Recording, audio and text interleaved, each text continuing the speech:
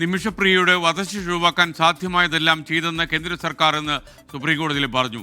വധശിക്ഷ നീട്ടിവെക്കാൻ യമനോട് ആവശ്യപ്പെട്ടുണ്ടെന്നും വിഷയത്തിൽ ഇടപെടാൻ ഒരുപാട് പരിമിതികളുണ്ടെന്നും കേന്ദ്ര സർക്കാർ വ്യക്തമാക്കുന്നു. തൽസ്ഥിതി റിപ്പോർട്ട് സമർപ്പിക്കാൻ കേന്ദ്രത്തിന് സുപ്രീംകോടതി നിർദ്ദേശം നൽകി. വെള്ളിയാഴ്ച ഹർജി വീണ്ടും പരിഗണിക്കും. നിമിഷപ്രിയയുടെ വധശിക്ഷ നീട്ടിവെക്കണമെന്നാവശ്യപ്പെട്ട് യമനിലെ പ്രോസിക്യൂട്ടർക്ക് കത്തയച്ചിട്ടുണ്ടെന്ന് കേന്ദ്രത്തിനായി ഹാജരായ അറ്റോർണി ജനറൽ വെങ്കിട്ടരമണി സുപ്രീംകോടതിയെ അറിയിച്ചു. ഒരു ഷെയ്ക്ക് വഴിയും ഒത്തുതീർപ്പ് ചർച്ചകൾക്ക് ശ്രമിച്ചു.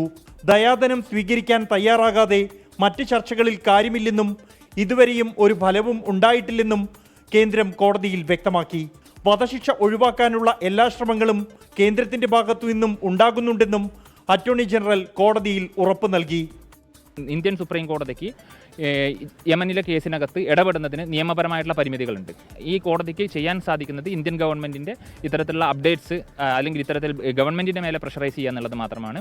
അതിൻ്റെ ഭാഗമായി സുപ്രീം കോടതി ഇന്ന് ഈ കേസ് തീർപ്പാക്കുകയില്ല അല്ലെങ്കിൽ തള്ളിയില്ല.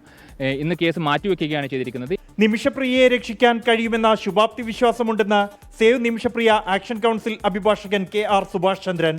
16-ാം തീയതി എന്ന് തീരുമാനിച്ചിരിക്കുന്ന നിമിഷപ്രിയയുടെ വധശിക്ഷാ തീയതി മാറ്റാൻ വേണ്ടി ഇന്ത്യൻ ഗവൺമെൻറ് ഔദ്യോഗികമായി ആവശ്യപ്പെട്ടിട്ടുണ്ട് എന്നുള്ള വിവരമാണ് സുപ്രീം കോടതി മുമ്പാകെ അറിയിച്ചിട്ടുള്ളത്.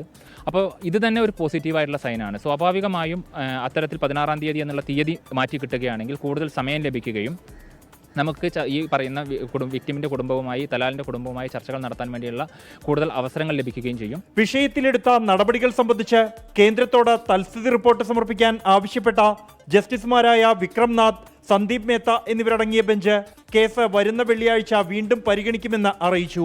മിഡിൽ ഈസ്റ്റിന്റെ ചുമതലയുള്ള അണ്ടർ സെക്രട്ടറിയും കേസ് പരിഗണിക്കുമ്പോൾ കോടതിയിലെത്തി. നിമിഷപ്രിയയുടെ വധശിക്ഷ നീട്ടിവെക്കണമെന്ന കേന്ദ്ര സർക്കാരിന്റെ ആവശ്യത്തോട് അനുകൂലമായ പ്രതികരണം യമൻ അധികൃതരുടെ ഭാഗത്തു നിന്നും ഉണ്ടാകുമെന്ന ശുഭാപ്തി വിശ്വാസമാണ് കേന്ദ്ര സർക്കാരിനും സേവ് നിമിഷപ്രിയ ആക്ഷൻ കൗൺസിലിനും ഉള്ളത്. സുപ്രീം കോടതിയിൽ നിന്നും ബൽറാം നെടുങ്ങാടി, 24.